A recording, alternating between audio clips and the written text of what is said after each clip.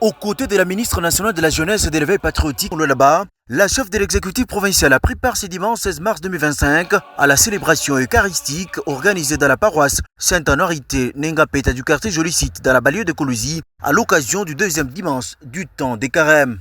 Se basant sur l'évangile de l'apôtre Luc, l'abbé Patrick Moussakeng a rappelé que ces temps offrent l'occasion de méditer la transfiguration de Jésus-Christ, mais aussi de demeurer ferme en suivant les modèles d'Abraham qui avait servi avec passion. La parole de Dieu de ce deuxième dimanche de carême de l'année liturgique C nous invite à tenir bon dans les épreuves et à croire dans les promesses du Seigneur, même par-delà la mort.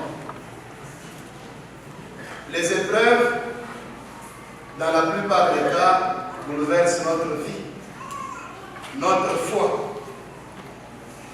Quand nous connaissons la détresse, quand nous connaissons l'angoisse, il y a lieu de croire que Dieu n'existe pas.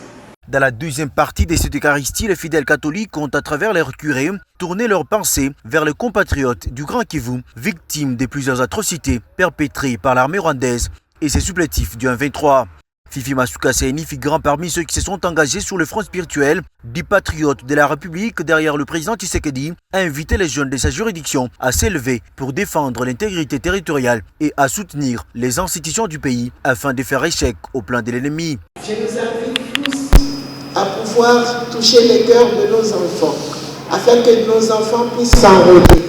Nous sommes en guerre, et n'oubliez pas, vous devez défendre notre pays.